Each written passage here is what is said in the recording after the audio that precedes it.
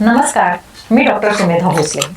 मुद्द्याची गोष्ट या माझ्या यूट्यूब चॅनलमध्ये तुम्हा सर्वांचं खूप खूप स्वागत. आमची पहिली मालिका आहे मी आणि माझं आनंदी जीवन. आनंदी जीवन म्हणजे आनंदी शरीर आणि आनंदी मन. असं म्हटलं जातं, आनंदी मन नेहमी आनंदी शरीरामध्येच वास्तव्य करतं. तर अशा या मौल्यवान शरीराला आणि मनाला सतत आनंदी ठेवण्यासाठी नक्की काय करायला हवं, याविषयीचं प्रबोधन हे या चॅनलचं प्रयोजन. आजचं प्रबोधन आम्ही जरा वेगळ्या पद्धतीने करणार आहोत. आम्ही सगळ्याजणी रोटरी क्लब ऑफ पुणे कोथरूडच्या सदस्या. रोटरीमध्ये जसं आम्ही खूप समाजकार्य करतो तशी खूप एन्जॉयमेंटही करतो, मौज मजा करतो. आणि त्यातलाच एक प्रकार म्हणजे नाट्यवाचन स्पर्धा. गेले 4-5 वर्ष आम्ही सातत्याने या स्पर्धांमध्ये भाग घेतोय, बक्षिसं मिळवतोय. आणि त्यातलंच एक नाटक आज प्रबोधनपर नाटक आहे म्हणून तुमच्यासमोर सादर करत आहोत.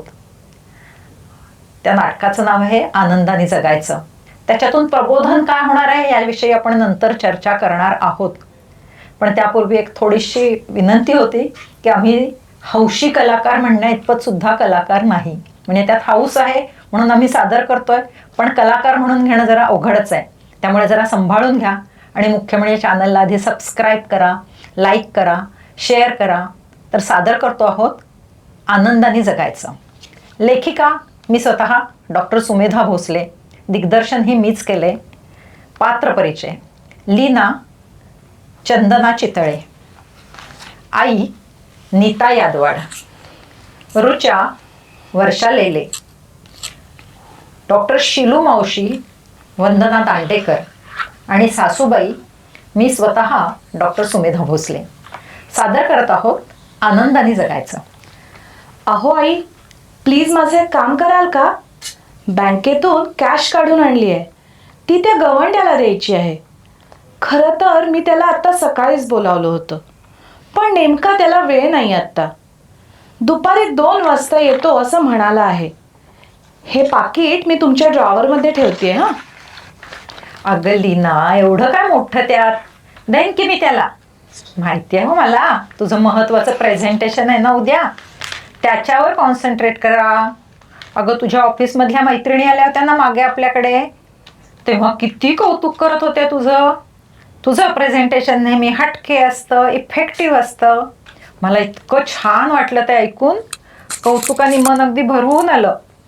ऑफिसमध्ये उत्तम कामगिरी, घरची मॅनेजमेंट परफेक्ट, प्रत्येक काम स्वतः लक्ष देऊन करून घेतेस, त्यामुळे सगळीकडे तुझा हात फिरल्यासारखं वाटतं.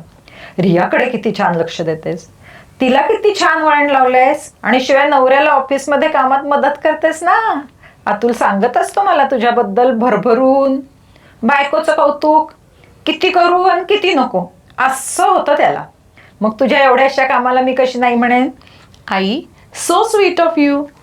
हे तुम्ही असं कौतुक करता ना, तेव्हा टॉनिकच मिळतं मला, आणि मग अजून उत्साह वाढतो माझा. आणि तुमचा केवढा आधार आहे आम्हाला. तुम्ही असताना म्हणून घराची काळजी ना रियाची काळजी.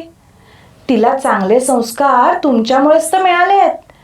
आणि नवरोबा अतुल खुश का असतो माहिती आहे? कारण तुम्ही माझं सतत कौतुक करता. तुमचाच आदर्श आहे माझ्या पुढे.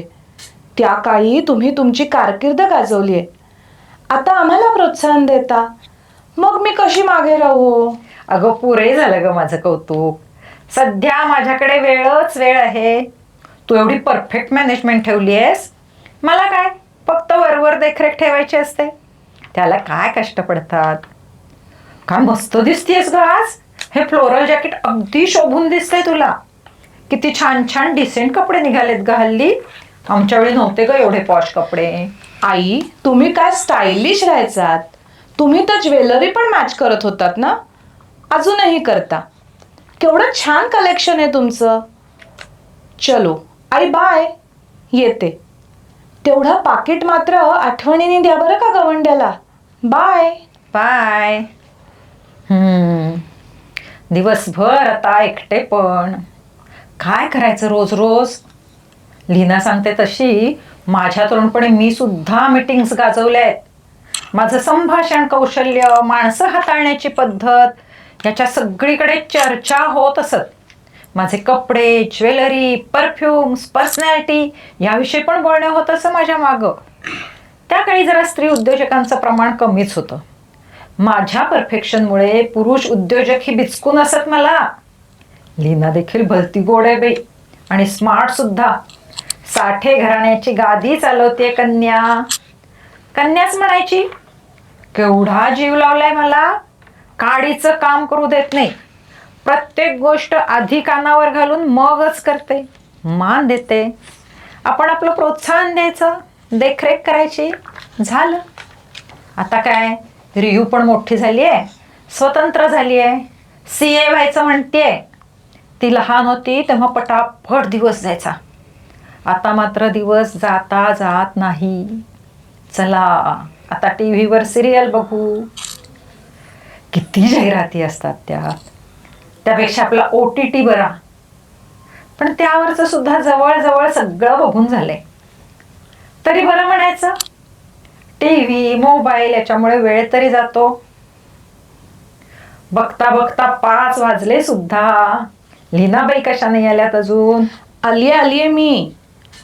पण आई, तुम्ही गवंड्याला पैसे का नाही दिलेत? तो म्हणला की बहुतेक तुम्ही ओळखलंच नाहीत त्याला. आणि वर म्हणालात की माझ्याकडे कसले पैसे मागतोस?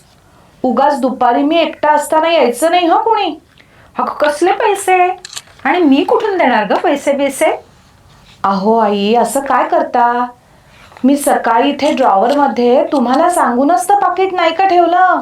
अरे देवा, अगं पूर्णपणे विसरले ग मी. अच्छा, तो गवंडी होता. हो, कालपर्यंत काम चालू होतं त्याचं. तू जाताना पाकिट दिलं होतंस खरं.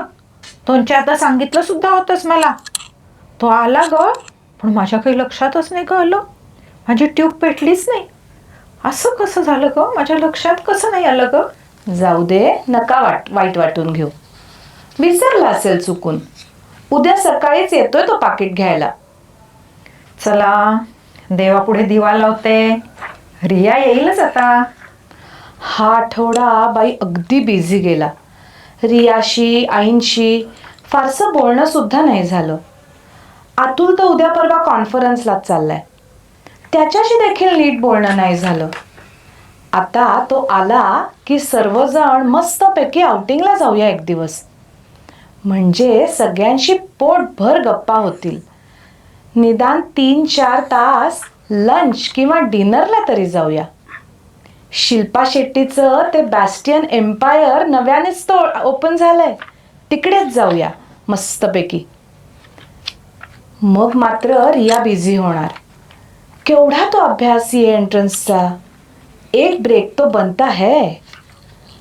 अरे, आईचा फोन कसा काय यावेळी? हां आई, बोल ग, काय म्हणतेस?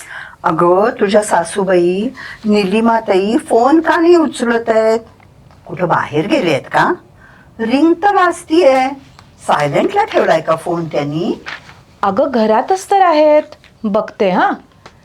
TV OTTवर काहीतरी बघतायत वाटतं. त्या नादात रिंग ऐकून असेल आली. अहो आई, इथे बाल्कनीमध्ये आहात होय तुम्ही? पण मग फोन कुठे आहे तुमचा? अरे हातातच तर आहे की. फेसबुकवर आहात का? काय ग, काही काम होतं का? अहो, माझी आई फोन करते तुम्हाला. तुम्ही उचलला नाही म्हणून मग तिने मला केला. असं होतं बघ आताशा. डोकंच चालत नाही. वेळ एक जाता जात नाही. मग आपलं सोशल मीडियावर सर्फिंग करत बसायचं. पण अरे रे, मंजुषा ताईंचा फोन नको होता ग मिस व्हायला. छान वाटतं त्यांच्याशी गप्पा मारायला. आता उद्या दुपारी निवांत करते कॉल. पण काही अर्जंट नाही ना ग की आत्ता करू लगेच? उद्या केला दुपारी तरी चालेल. मी मेसेज करते तिला तसा. निवांत गप्पा मारत बसा मग दोघी जणी. कोणाचा डिस्टर्बन्स नको. नाहीतरी एकदा तुमची गप्पांची मैफल जमली की दोघी मस्त रंगून जाता. खरं आहे ग. चालेल. आता काय, उद्याच. पण असं कसं झालं ग? फोन आल्याचं कळलं देखील नाही. होतं असं कधीतरी. TV मध्ये मन रमलं असेल. असू दे. मी आईला पाठवलाय मेसेज. उद्या दुपारी 1ला करते असंही उत्तर आलंय तिचं.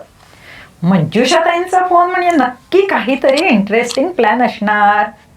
नाटकाची तिकीटं काढायची असतील, नाहीतर मग गाण्याच्या क्लासचा प्रोग्राम असेल. एकंदरीत उद्याचा दिवस छान जाणार. बोल ग आई. हॅलो. अगं ऐकू येतंय मला. कशा काय झाल्या ग गप्पा दोघींच्या? पोट भरलं की नाही दोघी विहिणींचं गप्पा मारून? अगं कसल्या गप्पा झाल्या. त्यांनी काही फोन उचलला नाही आणि ना पुन्हा केला. असं का बरं केलं असेल त्यांनी? म्हणून मी म्हटलं आता तू असतानाच फोन करून बोलूया त्यांच्याशी. दे बरं जरा फोन त्यांना.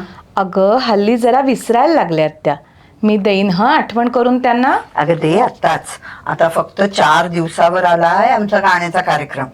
त्यांना बोलवायचंय, एखादं गाणं पण म्हणायला सांगायचंय. किती छान आवाज आहे त्यांचा. अगं सासूबाई कुठे गेल्यात कोणास माहीत. तास झाला मला येऊन, दिसतच नाहीयेत कुठे. मी वाट बघतीये ग त्यांची.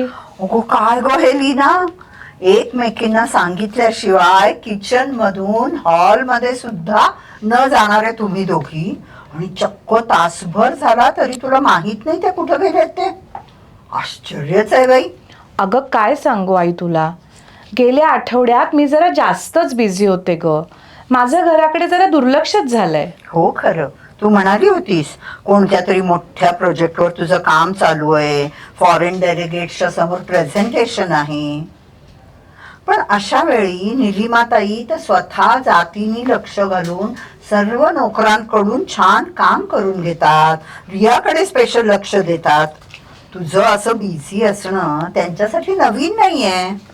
केवढी नशीबवान आहेस बेटा. हो ना अगं, इतके दिवस त्यांच्याच तर जीवावर मी माझं करिअर करतेय. पण या आठवड्यात पहिल्यांदाच असं घडतंय. त्यांचं काय बिनसलंय काही कळतच नाहीये. एक तर माझ्यासमोर फारशा येतच नाहीत, ना काही सांगतायत ना काही विचारतायत. मुळातच बोलतच नाहीयेत त्या. मी काही बोलायला गेलं, मस्का मारायला गेले तर अगदी तुटक कामापुरतं बोलतायत. अगो काय सांगतेस बाळा. तुम्हा दोघींचं केवढं जबरदस्त मेतकूट आहे. एकमेकींशिवाय पान हलत नाही तुमचं. एकमेकींचे सल्ले विचारून मगच डिसिजन घेणारे तुम्ही. 4 लोकात असताना सुद्धा सारखं कुचू चालतं. एवढ्या गुळपीट असणाऱ्या सासू सुना तुम्ही, आणि अगं मी हे काय ऐकतीये. तेच तर आई. अगं मला कळतच नाहीये काय झालंय, माझं कुठं चुकलंय. बरं अतुलला सांगावं तर तेही पटत नाही मनाला. अशी कधी वेळच आली नाही, त्याला कुठे मध्ये घेऊ. अगं कामाच्या टेन्शन मध्ये तू काही वेडवाकडं बोलली आहेस का? छे, आणि तू जरी बोलली असशील तरी निलिमाताई त्यावरून रागावणाऱ्यातल्या नाहीतच. मुळात असं रागावणं रुसणं हा त्यांचा पिंडच नाही. तुझ्याकडून वावग असं काही घडलंय का? काहीतरी काय आई. अगं तू विचारतेस हे, मी उलट बोलेन? अगं मी वेडं वाकडं बोलेन वागेन अशी शंका तरी कशी आली तुला? शी, काय हे शक्य तरी आहे का असं? नाही ग बाळा, नको अशी उद्विग्न होऊस. काहीतरी तर्क लावता लावता सहज बोलून गेलं. क्षणभर आलं माझ्या मनात. अगं विचार करता करता होतं असं. पण मला पण कळेना गं काय झालं असावं. बरं मी फोन केला तर त्या रिस्पॉन्स देत नाही. फोन करीन म्हणतात पण तो पण केला नाही. म्हणून म्हटलं हो त्यांच्या लाडक्या सूनबाईंना विचारावं, तिला नक्की माहिती असणार. बघ ना ग कसं होऊन बसलंय सगळं. माझं तर कशातच लक्ष लागत नाहीये. मी घरात असताना त्या सतत अवतीभोवती असायच्या, मदत करायच्या, छोट्या छोट्या गोष्टींवर आम्ही गप्पा मारायचो. माझ्यापेक्षाही प्रत्येक गोष्टीत त्यांना जास्त इंटरेस्ट असतो. मला तर अगदी उजवा हात मोडल्यासारखं झालंय. कामाचं काही नाही ग, पण त्यांची हवीशी कंपनी मात्र मी अगदी मिस करते. त्यामुळे मला एनर्जी मिळायची. अगं माझं कशातच लक्ष लागत नाहीये अगदी. आता असं कर बेटा, त्या आल्यानं की त्यांना घेऊन निवांतपणे बैस. बाल्कनीमध्ये बसून दोघी जणी मस्तपैकी कॉफी प्या. त्यांना विचार माझं काही चुकलंय का, माफी मागावं तर त्यांची. किती सुसंस्कृत आणि प्रेमळ आहेत ग त्या. नक्की तुला समजावून घेतील. अगं आई, माझे सगळे प्रयत्न चालू आहेत ग. कसं सांगू तुला? पण तरीही तुटकपणा वाढतोच आहे. फक्त भूक लागली की सांगतात, बाकी काही संवाद नाही. ए आई, ऐक ना, तू येतेस का त्यांच्याशी गप्पा मारायला? नाहीतरी फोन मिस झालाय तुमचा. ओके, नक्की येते हं मी. आणि हे बघ लीनू, तू सुद्धा तुझ्या परीने आणखी जास्त प्रयत्न कर. धीराने घे, केवढी भांबावून गेलीयस बाळा. अगं राजा, निलिमाताई अगदी प्रेमळ आहेत, त्यामुळे मला बिलकुल काळजी नाही. आणि माझी लीनू सुद्धा शाणी, समंजस आणि सक्षम सून आहे, अगदी आदर्श. त्यामुळे तिकडूनही काळजी नाही. आणि हो, सगळ्यात महत्वाचं म्हणजे अतुलरावांशी बोलून घे. आपल्या आईला सगळ्यात जास्त तिचा पोटचा गोळाच ओळखणार ना ग. बर, अगं रियू काय म्हणतीये? तिचा अभ्यास कसा चालू आहे? परीक्षा जवळ आली असेल ना? हो ना, ही CA एंट्रन्सची परीक्षा म्हणजे रात्रंदिवस अभ्यास करायला लागतोच. क्लासेस चालू आहेतच, पण माझी अगदी शून्य मदत.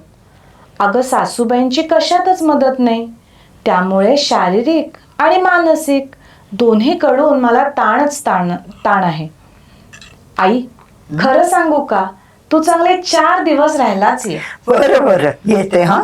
आणि उद्या परवा एखादी चक्कर पण मारून जाते. अगो मला तरी कुठं चैन पडतंय. चल बाय, काळजी घ्या. Bye bye. अहो आई, कुठे गेला होतात? आणि हे काय, घरच्या गाऊनमध्येच गेला होतात?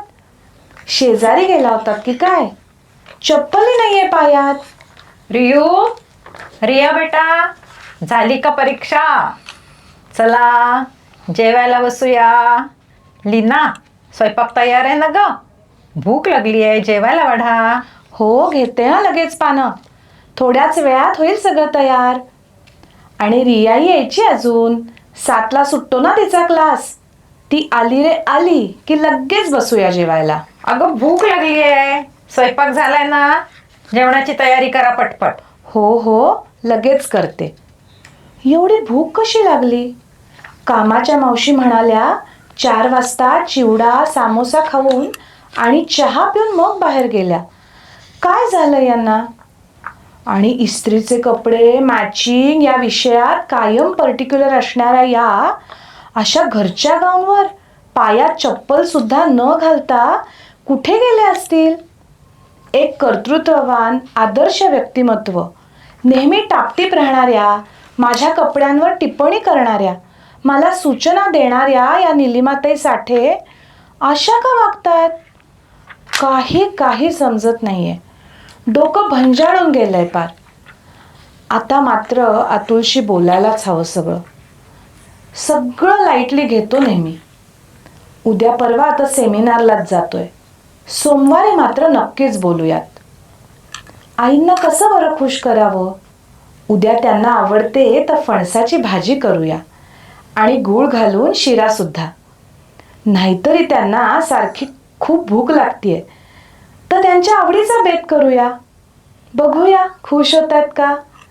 पुन्हा माझ्याशी पहिल्यासारखा बोलायला लागल्या तर बरं होईल बाई.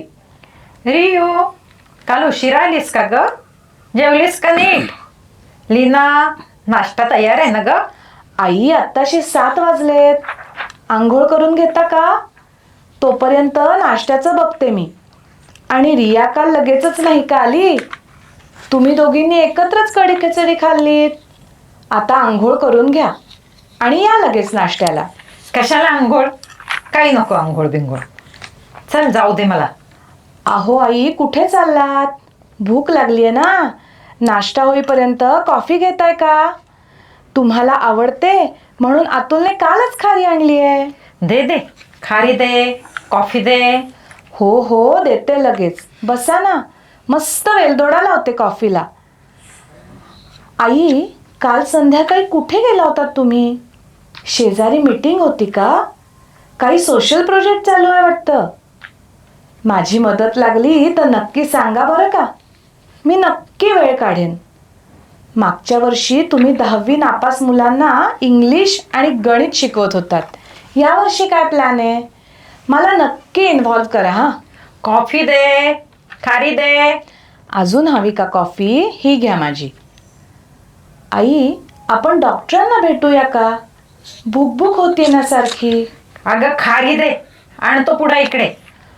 अजून राग गेला नाही वाटतं. आई, आता आवरून घ्या.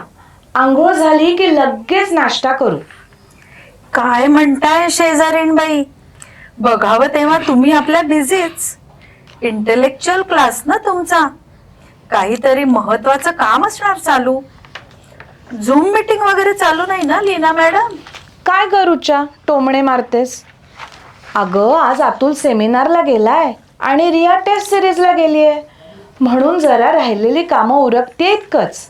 अच्छा, मग काय ब्रेकफास्टला कल्टी मारली की काय? छे छे, काहीतरी काय. ब्रेकफास्टला कशी कल्टी मारेन? मग काय तो डाएट ब्रेकफास्ट होता का सकाळी? लाईक फक्त टोमॅटो ज्यूस किंवा green smoothie? Rucha, enough is enough. उगाच काय ग समोरच्याला टोमणे मारायचे. प्रेमानं बोलूया ना आपण, एवढं पर्सनल होऊ नये. इतक्या दिवसांनी आलीयस, मलाही वेळ आहे. चल छान गप्पा मारूया. कॉफी घेशील ना? छान नाचणीचे डोसे केले होते ब्रेकफास्टला.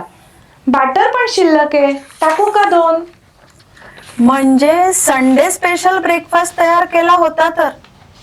अगं सॉरी हा, मी जरा लागट बोलले म्हणून. पण निलिमाताई, अगो तुझ्या सासूबाई गेले 4-5 दिवस सोसायटी मधल्या प्रत्येक घरी जाऊन भूक लागली असं म्हणतायत. काल परवा तर चक्क घरातल्या गाऊनवर हिंडत होत्या. पायात चप्पल नाहीत, केस विंचरलेले नाहीत आणि तशाच पार्क पर्यंत गेल्या. वडापावच्या गाडीवर वडापाव मागून सुद्धा खाल्ला. आमच्या समीरने पाहिलं. त्या वडापाववाल्याने पैसे मागितले तर त्या तशाच पुढे निघून गेल्या. शेवटी आमच्या समीरनेच दिले हो पैसे. अगं काय सांगतेस काय? अगो त्यांचा अवतार पाहून म्हणलं घरात काही भांडण झालंय की काय.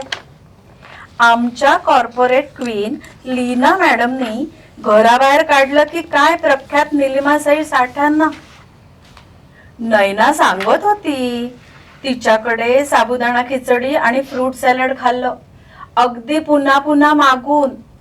आणि गडबडीने टॉयलेटला गेल्या की तिच्याचकडे. त्यानंतर टॉयलेट फ्लश देखील केलं नाही. अगं रडू नकोस लीना, सांग मला काय झालंय ते.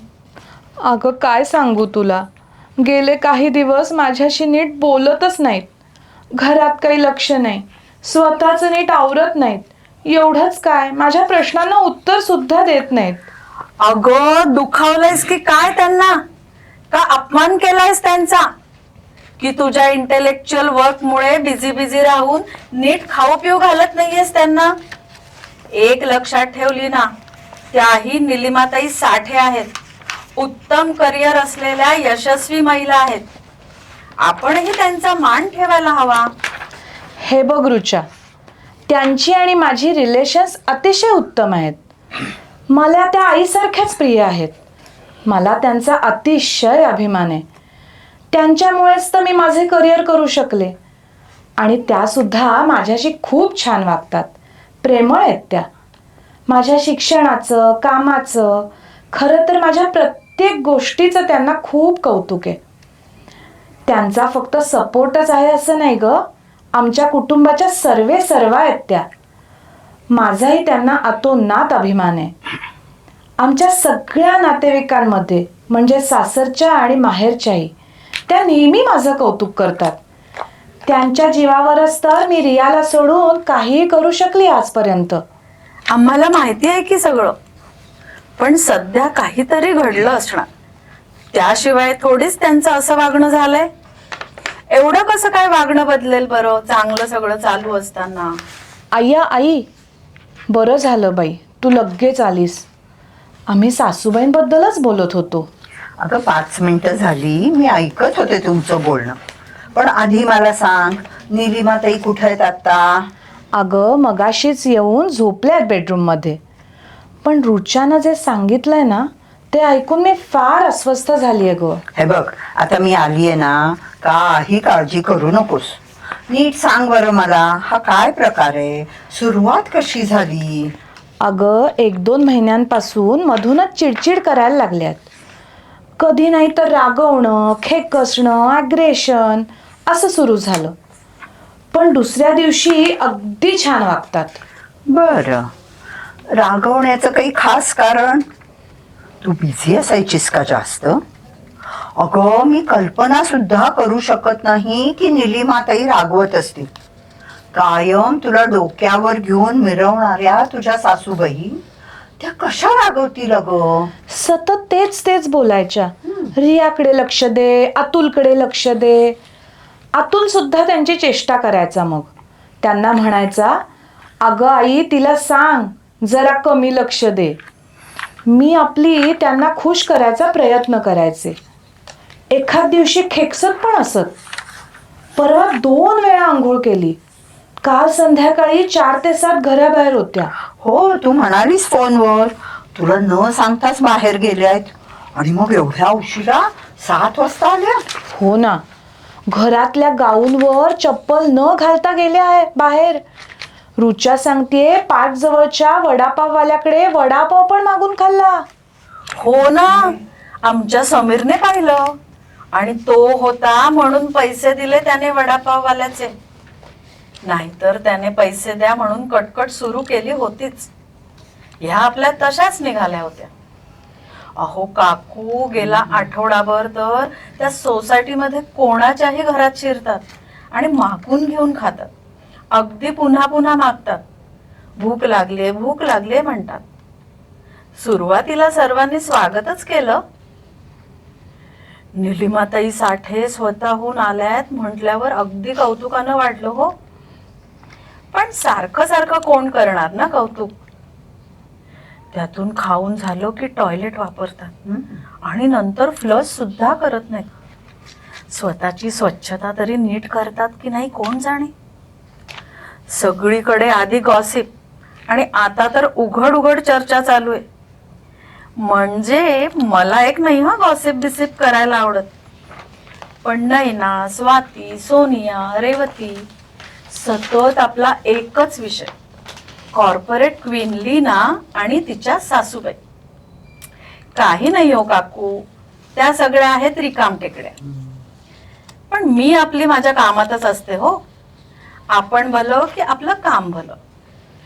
अशी गॉसिप्स म्हणजे रिकामटेकड्यांचे उद्योग. ते महत्वाचं नाहीये ग, ते जाऊ दे. पण मला चिंता वाटतेय ती निलिमाताईंची. एवढ्या सन्माननीय बाई आणि अशा का वागतायत? अशा अवतारात बाहेर जाणं, असं बाहेरचं खाणं पिणं सगळं अनाकलनीयच आहे. आई मी काय करू ग? अतुल नाही घरात. नेमका आत्ताच सेमिनारला गेलाय.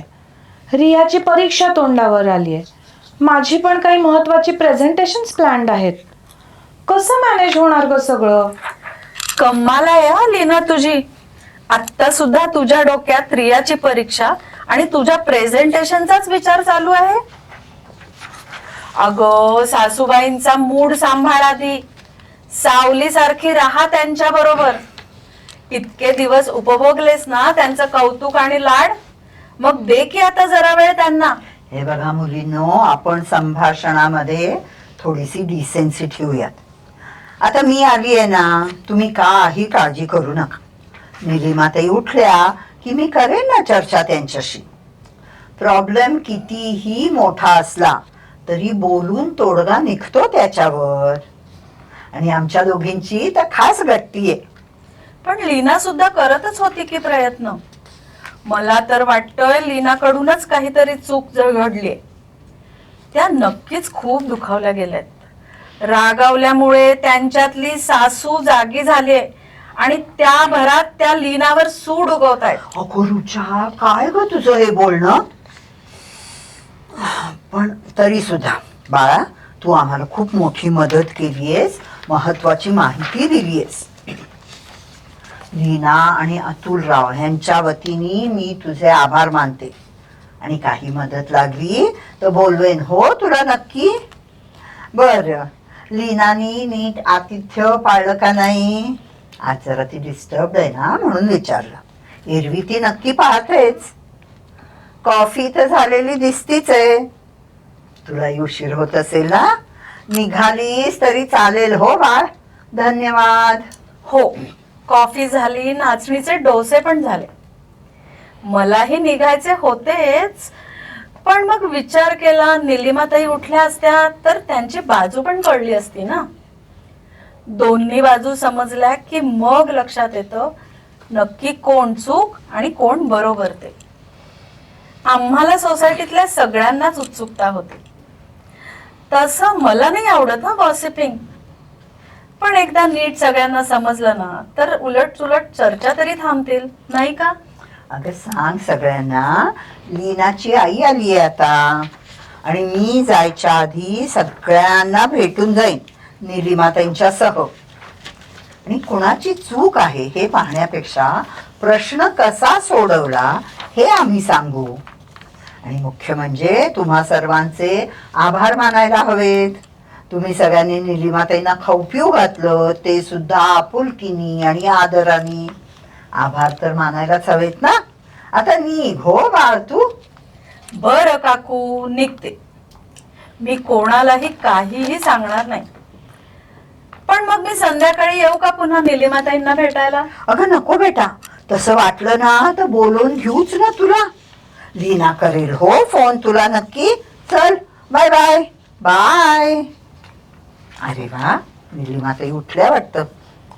निलिमाताई कशा आहात? तुम्हाला मुद्दाम भेटायला आलीये मी.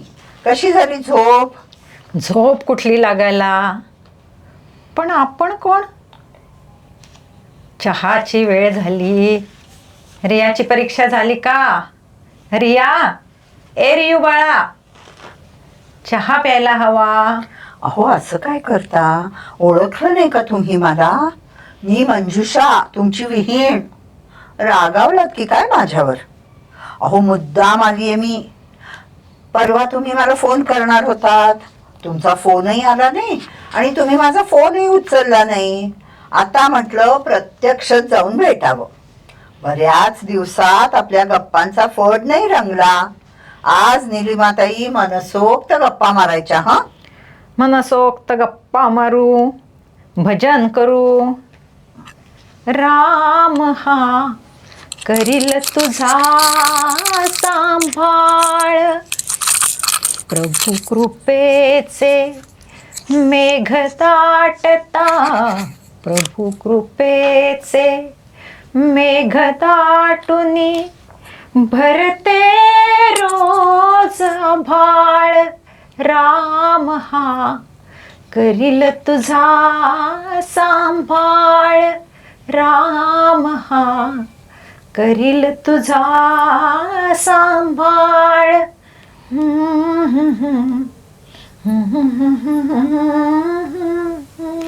वा, काय गोड गायलात हो.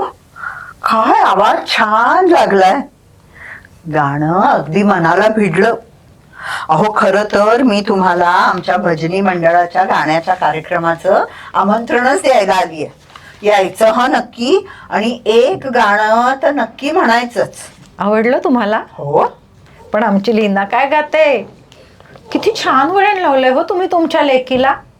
आमची कॉर्पोरेट क्वीन. घर सुद्धा छान सांभाळते, संगीतामध्ये पण रुची आहे तिला. मुख्य म्हणजे सगळ्यांना लळा लावते. पण आता तुमची कन्या आमची झाली आहे. हो ना, अगदी संपूर्ण साठे झाली आहे. आणि एवढ्या सक्षम सासूबाईंना साजेशी नको कसून. अहो शहाणं मूल असेल ना की पटापट गोष्टी शिकतं. आणि तशी गुणीच हो आमची लीना लहानपणापासून. म्हणून तर तुमच्या घरी यायचं भाग्य लाभलं तिला. अहो आई, तुमच्याकडून कौतुक ऐकलं ना की इतकं छान वाटतं. कधीतरी जबरदस्त काहीतरी अचीव केलंय अशी सुद्धा भावना मनात येते. चहा टाकते हा सगळ्यांसाठी, आणि भेळही मागवते. चालेल ना? मस्तच बेत. चालेल की. बघितलं मंजुषाताई, मला भेळ आवडते तर लीनाने मुद्दाम भेळीचा प्लॅन केलाय. आणि तुम्ही सुद्धा तिला सामील. पण आपण शेवपुरी सुद्धा मागूया हा. मला माहिती आहे तुम्हाला शेवपुरी आवडते ते. तुम्ही आलात आणि किती छान हलकं हलकं वाटतंय हो. खूप दिवसांनी प्रसन्न वाटतंय. एकदम मूड आलाय. अरे वा, खरं सांगू का तुम्हाला, तुमच्याशी गप्पा मारल्यानं की मी सुद्धा फ्रेश होते. अगदी नेहमीचा अनुभव आहे हा माझा. पण निलिमाताई, आज तुम्ही फ्रेश नाही वाटत आहात नेहमीसारख्या. हो काय एक एक ड्रेसेस तुमचे. तो निळा ड्रेस, तो किती खुलतो तुम्हाला. बदलून येता का? म्हणजे मला आपलं वाटतंय की मी तेवढी नट्टापट्टा करून आलीये. जा ना, तुम्ही पण नेहमीसारख्या स्पेशल तयार होऊन या. अगो बाई, खरंच की मी अगदीच अवतारात आहे. बरं झालं बाई तुम्ही बोललात. आलेच हं मी तयार होऊन. शोभायला पाहिजे विहीणबाईंना. या या, लवकर या. लीना, पटकन एक काम कर, शिलू मावशीला फोन कर. आत्ता तिची ओपीडी सुरू होईल. मला वाटतं काहीतरी मेडिकल इश्यू आहे हा. सायकोलॉजिस्टचा विषय दिसतोय. आपली हक्काची आहे ग मावशी. मी बोलवलं म्हटलं की धावत येईल आणि फोनवर सविस्तर कल्पना दे तिला आधीच. आणि हो, ती आली की तू पण इथंच थांब, चर्चेत भाग घे. तुलाही सगळं माहीत असायला हवं. चालेल. माझ्या खोलीतूनच चिलू मावशीशी बोलते. आलेच. अरे वा निलिमाताई, किती गोड दिसताय. आणि परफ्यूम कोणता लावलाय? तुमचा नेहमीचा शॅनेल वाटतोय. हो ना, शनेल शिवाय दुसरा कुठला मला चालतोय. आणि तुम्हालाही हा आवडतो. नेहमी ॲप्रिशिएट करता हा तुम्ही. हो तर, तुम्ही अगदी अभिरुची संपन्न आहात. बर, अजून काय विशेष? सध्या नवीन काय चाललंय? काही लेखन वाचन? तुमचे ब्लॉग्स, तुमच्या कविता मला फार आवडतात. माझ्या सगळ्या ग्रुप्सवर मी तुमचं लेखन नेहमी फॉरवर्ड करते. मग काय, सगळीकडे माझंही कौतुक. काय हुशार सासू मिळालीये लीनाला, अशा चर्चा ऐकल्या ना की माझीच कॉलर ताठ. आणि विशेष म्हणजे सद्य परिस्थितीवर किती मार्मिक लिहिता हो तुम्ही. छे हो, सगळं सगळं बंद आहे आता. ना लेखन ना वाचन. का हो? एवढी सुंदर कला, सरस्वतीचा वरदहस्त लाभलेल्या तुम्ही लेखन का बरं बंद केलं? म्हणजे सध्या फक्त गायनावर लक्ष फोकस केलंय वाटतं. काय छान गायलात आता. आजकाल सगळं सगळं बंद पडलंय. मधून मधून मला खूप डाऊन वाटतं हो. एकटं एकटं वाटतं. रिया पण मोठी झाली आहे. तिचं ती सगळं मॅनेज करते. मग काय, टी व्ही, OTT, मोबाईलवर रमवते मी माझं मन. पण दिवस संपता संपत कशातच मन लागत नाही. जीव भरून येतो, गुदमरतो. हा छान वाटतंय. तुम्ही येत जा अधून मधून. हो, केवढं कर्तृत्ववान तुमचं व्यक्तिमत्व. तुमचं समाजकार्य, विचारांना प्रवृत्त करणारं लेखन, अफाट वाचन, शास्त्रीय संगीतातली गोडी, मुलाबाळांवरचे संस्कार, सुनेवरचं प्रेम, नातीला जपणं, किती सगळं छान आहे हे. तुमच्या नावाचा समाजात अजूनही दबदबा आहे. लोक मानतात तुम्हाला, आदराने वागवतात. अहो, आम्ही एवढे भाग्यवान म्हणून आमची कन्या तुमच्या घरात पडली. तुम्ही कशाला बरं वाईट डाऊन वाटून घेताय? असे डोळे नाही गाळायचे, पुसा बरं ते. निलिमाताई म्हणजे अश्रू पुसणारे हात, आणि तुम्ही कशाला आसू गाळताय? सावरा स्वतःला. तुम्हाला बघून लीना सुद्धा कशी कावरी बावरी झालीये ते बघा. मी लीनाच्या शिलू मावशीला बोलवले. ती येतीच आहे आता. हो का, बरं झालं बाई. मोठ्या नामांकित डॉक्टर आहेत शिलू मावशी. बरं सुचलं हो तुम्हाला. किती करता हो तुम्ही माझ्यासाठी. नेहमी मला साथ देता. तुम्ही आलात की वातावरण प्रसन्न होणारच. हे बघा निलिमाताई, जेव्हा जेव्हा तुम्हाला एकाकी वाटेल, डाऊन वाटेल ना, तेव्हा तेव्हा तुम्ही लगेच मला फोन करत जा. बोलवून घ्या हक्कानं, नाहीतर सरळ गाडी ड्रायव्हर काढून तुम्ही तुमच्या दुसऱ्या घरी या. आपल्याला दोघींना 2-2 घरं आहेत की नाही एकमेकींची, आणि ती सुद्धा फक्त अर्ध्या तासाच्या अंतरावर. केवढ्या नशीबवान होत आपण. द्या टाळी. अगो बाई, शिलू पण आलीच. बघा निलिमाताई, माझी धाकटी बहीण कशी धावत आली ताईने बोलवल्या. अगं काय ताई, तू बोलवलंस की मी हजर होणारच ना. आणि लिनू बोलली माझ्याशी सविस्तर. मी गाडीतून येताना तिच्याशी बोलतच आली, त्यामुळे मला कल्पना आली आहे.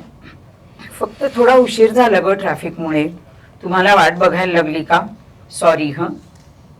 बरं निलिमाताई, लक्षात घ्या, ही अल्झायमरची सुरुवात असावी.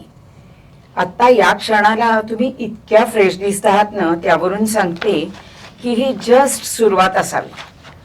अल्झायमर ऐकलं होतं मी या आजाराविषयी, पण हा आजार मला कधी होईल असं नाही हो वाटलं.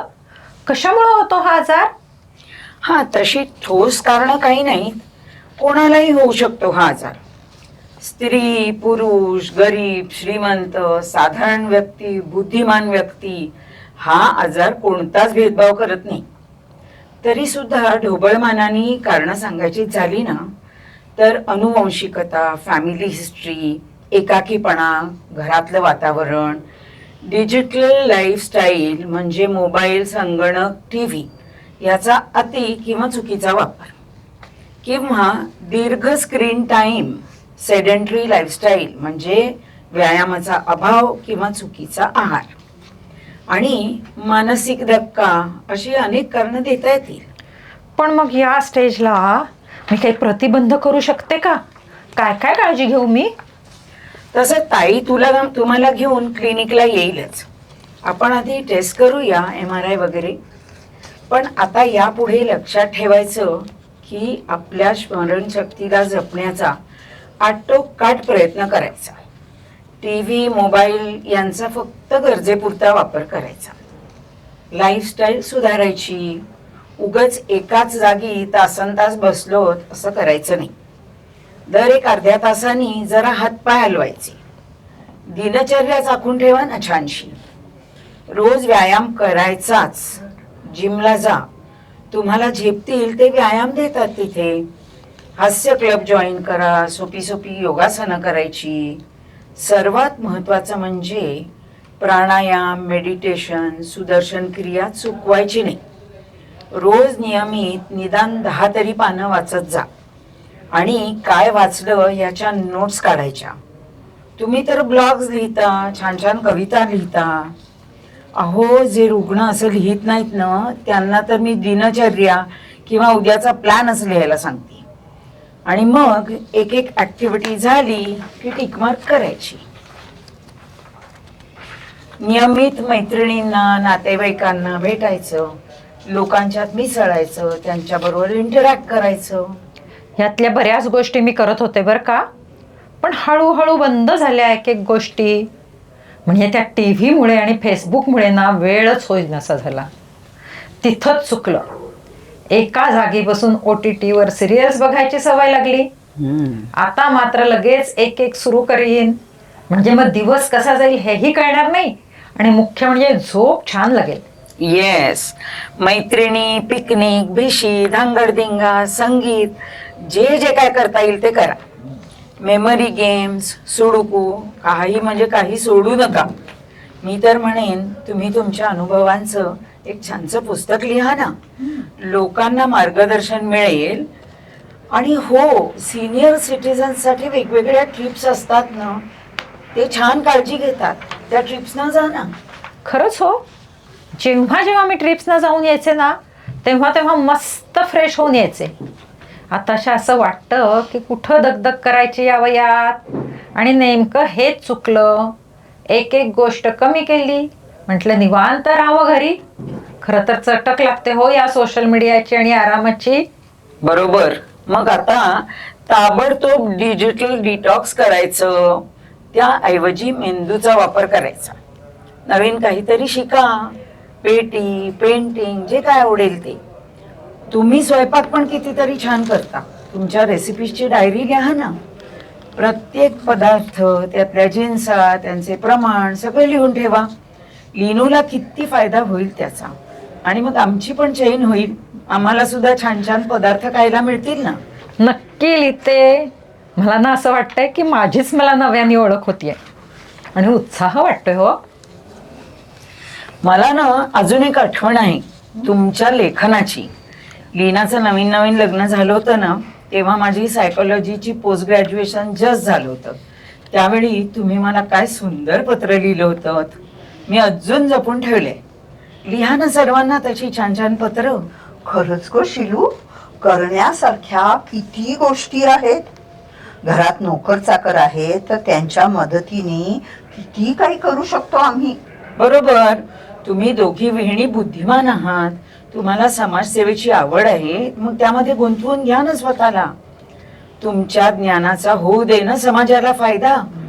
तुमचा वेळ छान जाईल आणि मुख्य म्हणजे तुम्हाला आनंद मिळेल. मंजुषाताई, आता आपण एक प्लॅनर बनवूया चक्क आणि अगदी तसंच वागू.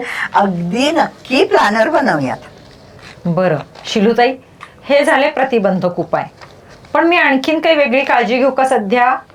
बघा, लगेच डोक्याला चालना मिळाली तर किती सुसंगत आणि छान प्रश्न विचारला.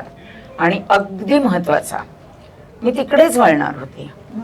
पहिला महत्वाचा मुद्दा म्हणजे एकट्या दुकट्या बाहेर जाऊ नका कुठे.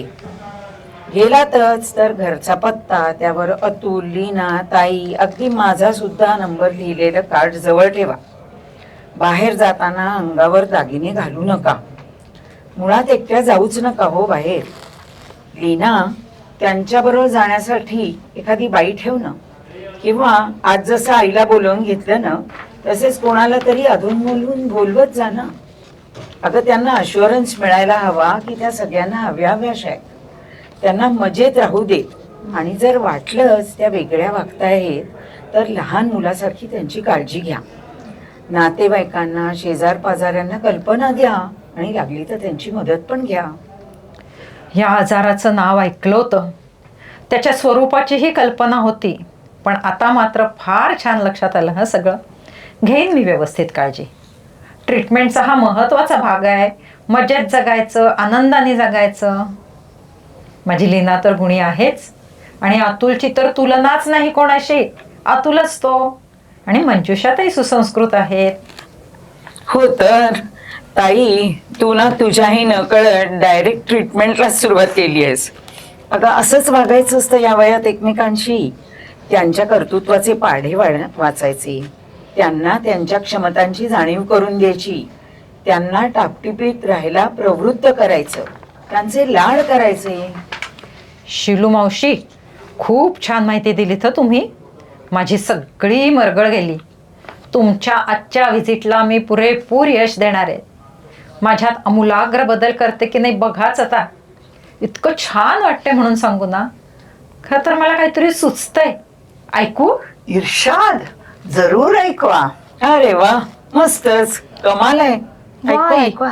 मस्तच. तुसी ग्रेट हो. किती छान.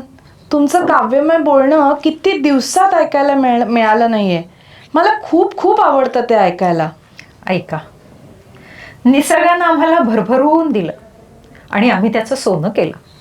बुद्धीच्या जोरावर खूप प्रगती केली. स्वर्गाची उंची गाठायला फक्त 2 बोटं उरली. अचानक कुठंतरी तोल गेला आणि माणूस फक्त सुखाच्या मागं लागला. मग आम्ही हिंडणं फिरणं विसरलो आणि मोठ्याल्या गाड्या मिरवू लागलो. सूर्योदय, सूर्यास्त, चंद्र, तारे, पाऊस सारे सारे सोडलं आणि रिमोट हाती घेऊन शरीर मऊ सोफ्यात पहुडलं. राग, मोह, ईर्ष्या, अहंकार यांनी मनाला घेरलं आणि माणुसकी, मैत्री, नाती गोती इथं मात्र ते हरलं. सात्विक आहार, पोषण मूल्य हे तर फार फार दूर राहिलं. साधं रांधणं वाढणं सोडून मन स्विगी आणि झोमॅटोच्या मागं लागलं. खरी दुनिया सोडून आम्ही व्हर्च्युअल म्हणजे आभासी दुनियेतच रमायला लागलो आणि सोशल मीडिया स्क्रीनलाच जास्तीत जास्त चिकटलो. तो होता सुखाचा, नात्यांचा भास आणि तोच बनला आमचा श्वास. आणि तिथेच सुरू झाला बुद्धीचा ऱ्हास. पण आता मात्र नक्की ठरले हे अधःपतन थांबवायचे. शरीराला, मनाला, स्मरणशक्तीला जीवापाड जपायचं. आभासी दुनियेतून माघारी फिरून सुंदर निसर्गाकडे वळायचं. निसर्गाचं जतन करायचं. हसायचं, खेळायचं, गायचं, नाचायचं, द्यायचं, वाटायचं, लोकांच्या जास्तीत जास्त उपयोगी पडायचं. आणि सगळ्यात महत्त्वाचं म्हणजे काही झालं तरी मस्त आनंदाने जगायचं. आनंदाने जगायचं, आनंदाने जगायचं. अल्झायमर या वाढणाऱ्या आजाराविषयी प्रबोधन करण्याचा हा एक छोटासा प्रयत्न. मागचे 2 एपिसोड आणि त्याच्या आधी एक 3-4 महिन्यापूर्वी आणखीन 2 एपिसोड यातून डॉक्टर मंगलाताई जोगळेकर यांनी तुमचं छान प्रबोधन केलंच आहे. पण एक छोट्या छोट्या साध्या साध्या टिप्स देण्याच्या दृष्टीने मी हा एक छोटासा उपक्रम केला. तुम्हाला कसा वाटला याचा नक्की तुम्ही अभिप्राय देऊन कमेंट्समध्ये लिहा. आम्ही तुमच्या कमेंट्सची वाट बघतोय. जाता जाता तुम्हाला एक सांगते की आणखीन पुढचे 2 एपिसोड्स आहेत ते न्यूरोबिक्सवरती आहेत. न्यूरोबिक्स म्हणजे न्यूरॉन्सना व्यायाम. जिथे मेंदूच्या न्यूरॉन्स, मेंदूच्या पेशी त्यांना व्यायाम दिल्यामुळे स्मरणशक्तीचं जतन करता येतं. लॅन्सेट जर्नलमध्ये एक विशिष्ट लाईफस्टाईल सांगितली आहे आणि ती लाईफस्टाईल कशी असावी हे या प्रयोगातून सांगण्याचा प्रयत्न केला आहे. एक छोटासा फॉर्म्युला आहे. रिमूव्ज. आर म्हणजे रीडिंग, रोज किमान 10 पानं वाचा. ई म्हणजे एक्सरसाइज, नियमित व्यायाम करा. एम म्हणजे मेडिटेशन, मेडिटेशन तर करायलाच हवं. ओ म्हणजे ऑक्सिजन, प्रत्येक पेशीला छान ऑक्सिजन मिळण्यासाठी प्राणायाम करा. व्ही म्हणजे व्हिज्युअलायझेशन, व्हिज्युअलाइज करा की मी अगदी 80-90व्या वर्षी सुद्धा नातवंडांशी मस्त खेळणार आहे. नातवंड परदेशात असतील, जवळ नसतील तरी मी जिन्याच्या पायऱ्या टकाटक चढणार आहे आणि मस्त उतरणार आहे. डोळ्यासमोर तुम्हाला जशी लाईफस्टाईल हवी 80 आणि 90व्या वर्षी सुद्धा ती व्हिज्युअलाइज करा. रिमूव्ह शेवटचा ई आहे तो ईट्स, इटिंगसाठी. ईट म्हणजे डाएट. आता ह्या डाएटची सखोल माहिती पुढच्या एपिसोडमध्ये देणार आहे. आणि शेवटचा एस आहे तो स्क्रायबिंग. रोज काहीतरी निदान 1 पान तरी लिहायचंच. उजव्या हाताने छान लिहा, डावखोरे असेल तर डाव्या हाताने लिहा, पण स्वतःच्या हस्ताक्षरात शेवटच्या दिवसापर्यंत काहीतरी लिहित राहायचं. हा छोटा फॉर्म्युला आहे. याचं छान इलॅबोरेशन, मेंदूचे आणखीन काही आजार आणि शरीराला आवश्यक असणारी न्यूरो ट्रान्समिटर्स शरीरातून आपण कशी सिक्रेट करायची, मेंदूचं आरोग्य कसं सांभाळायचं याविषयी माहिती घेण्यासाठी पुढचे 2 एपिसोड्स नक्की बघा न्यूरोबिक्स. आणि ते एपिसोड्स तुमच्यापर्यंत वेळेवर पोहोचायचे असतील तर चॅनल आधी सबस्क्राईब करा, लाईक करा, शेअर करा. धन्यवाद. धन्यवाद.